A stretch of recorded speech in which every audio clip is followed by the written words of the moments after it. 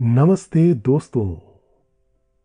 मैं हूं लोकेश और आज आपके लिए मैं लेकर आया हूं आचार्य चतुरसेन शास्त्री द्वारा लिखी हुई ये कहानी जिसका नाम है सुलह। तो चलिए इस कहानी को शुरू करते हैं।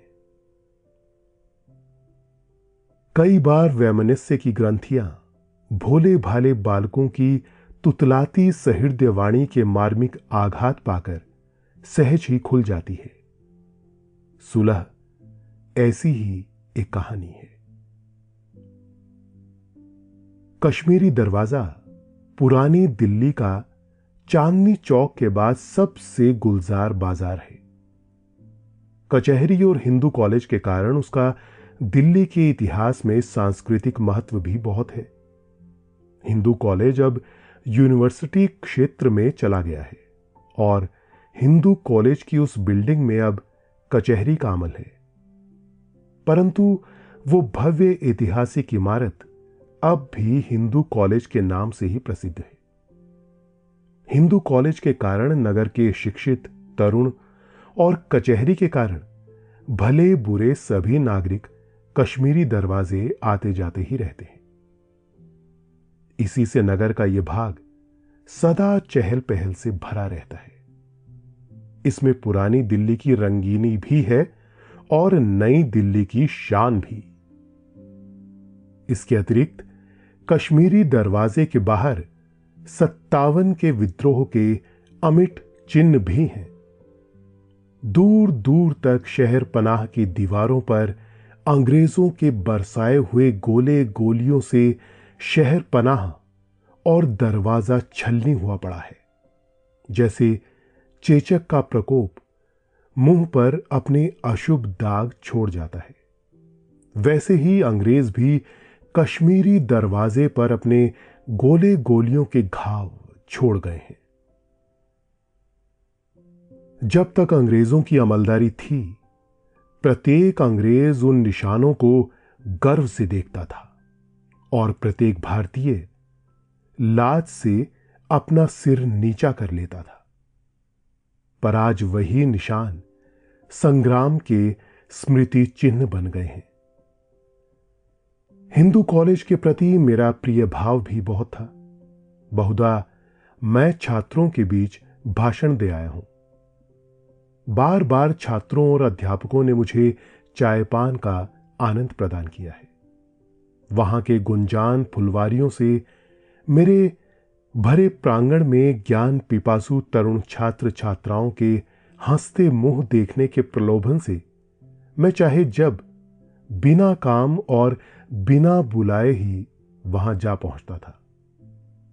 अब जो सुना कि वहां कचहरियां बसी हैं, मैं वहां का वातावरण देखने एक दिन जा पहुंचा।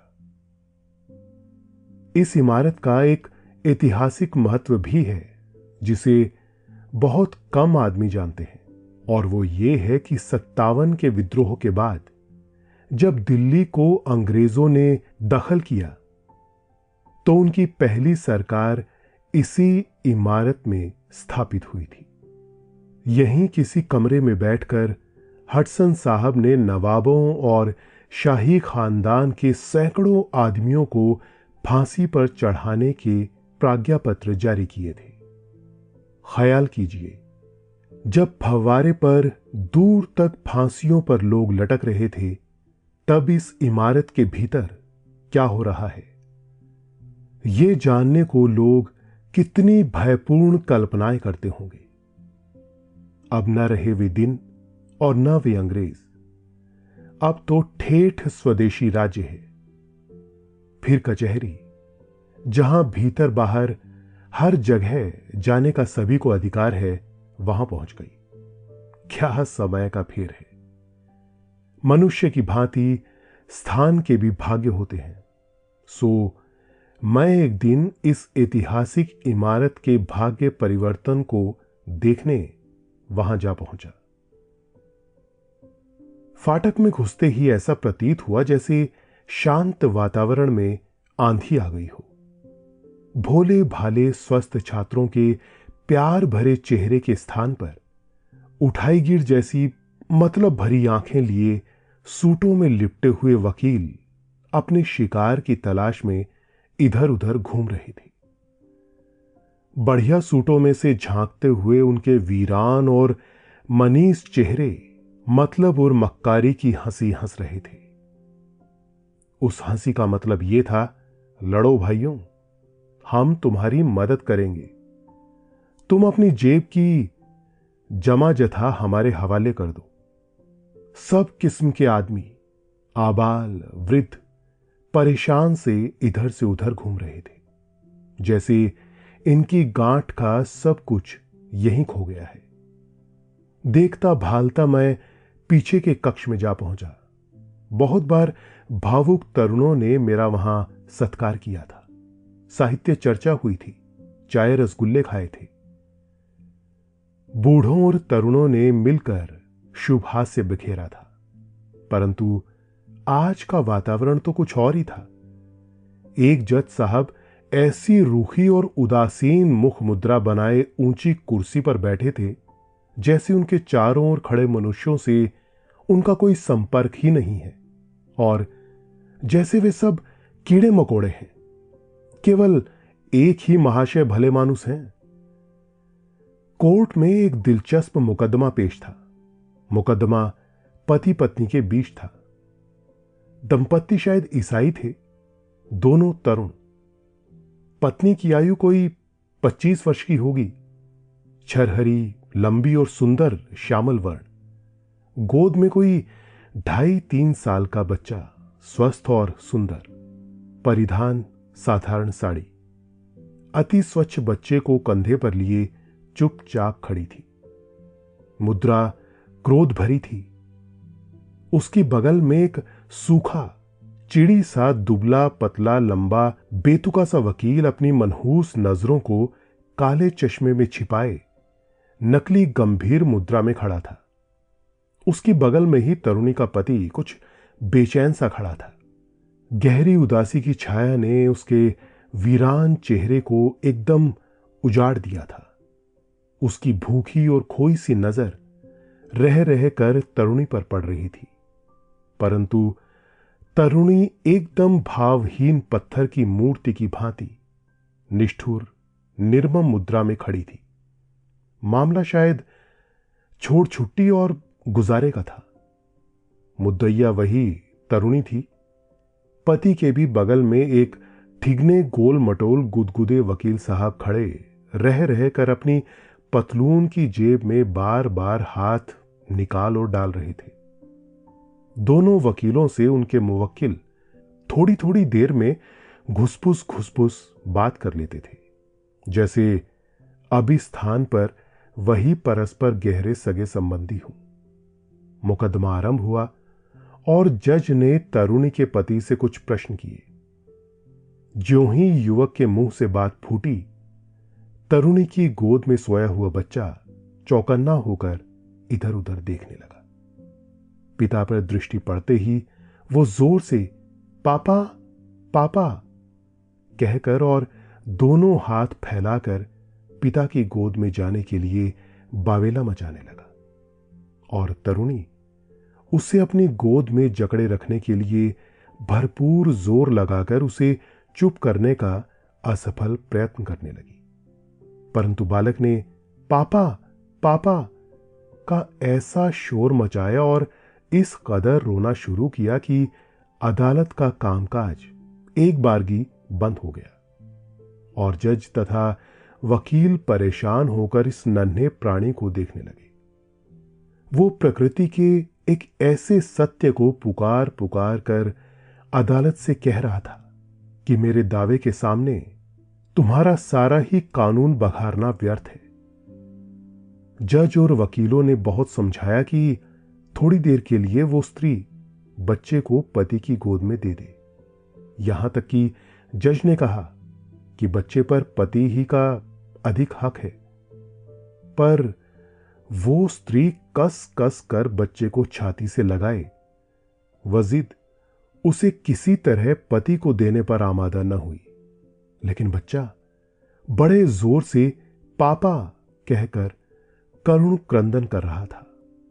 उसके दोनों नन्हे नन्हे हाथ हवा में उठे हुए थे और उसका वो अभागा पिता, जिसने कभी हंस हंस कर गोद में खिलाया था, आंखों में आंसू भरे दोनों हाथ फैलाए अपनी पत्नी के आगे करुणा की भीख मांग रहा था। कानून चुप था, जज चुप था, वकील चुप था। पिता और पुत्र हाथ फैलाए एक दूसरे की छाती से लगने को छटपटा रहे थे। स्त्री अदालत में अपने अधिकारों के लिए लड़ने को आमादा थी। पत्नी आत्मसम्मान की आग में दहक रही थी, पर मां विगलित हो रही थी। उस कानूनी वातावरण के भरे कमरे में उस एक स्त्री के शरीर में जो वो त्रिवेणी संगम हो रहा था, उसे देखने वाला कोई न था। मां की आत्मा ने स्त्री और पत्नी की मूर्ति को परास्त कर दिया। उसने छिपी नजर से पति की ओर देखा। ऐसी करुणा की मूर्ति उसने पहले नहीं देखी थी। उसकी आंखों की ज्वाला बुझ गई। पत्नी की प्रार्थना ने प्यार बखेरना आरंभ कर दिया। उसकी आंखों में मोती सच गए और देखते ही देखते वे झर झर झरने लगे।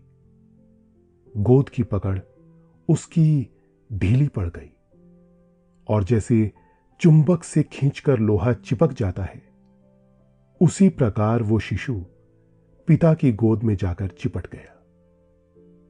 बालक ने कहा, पापा। पिता ने कहा, बेटा। तुम कहां चले गए थे पापा? बेटा, मैं काम से गया था। अब मुझे छोड़कर मत जाना पापा। नहीं जाऊंगा बेटा। मम्मी रो रही है पापा, उन्हें प्यार करो। बेटा, मम्मी मुझसे गुस्सा हो गई हैं। तुम मम्मी को प्यार करो पापा, वे हंस पड़ेंगी। बालक ने माता की ओर अपने नन्हे हाथ पसार दिए। पिता ने एक कदम बढ़ाया और वो मां के पास आ खड़ा हुआ। बालक ने एक हाथ मां के गले में डाला और दूसरा पिता के गले में। उसने मां का मुख चूम लिया और कहा, पापा, तुम मम्मी को प्यार करो। डरते डरते पति ने पत्नी का चुंबन किया और बालक खिलखिलाकर हंस पड़ा। पत्नी ने भरी हुई आंखों से पति की ओर ताका। उनकी आंखों में अनुनय और प्यार छलछला रहा था। पत्नी के होठों में मुस्कान फैल गई और तभी साहस करके पति ने पत्नी का हाथ पकड़ लिया। पत्नी नववधू की लज्जा आंखों में सजाकर चुपचाप अदालत से बाहर चली गई। अदालत ने वकीलों की ओर देखा, पर वकील मेरी फीस कहते मुवक्किलों के पीछे भागे। जज ने हंसकर मिसिल एक ओर फेंक कर कहा, दूसरा मुकदमा पेश करो। तो ये थी आज की कहानी, सुलह। आशा है आपको अच्छी लगी होगी। आगे और भी हम ऐसी कहानियां आपके लिए जरूर लेकर आएंगे। तब तक के लिए हमारे साथ बने रहें। धन्यवाद।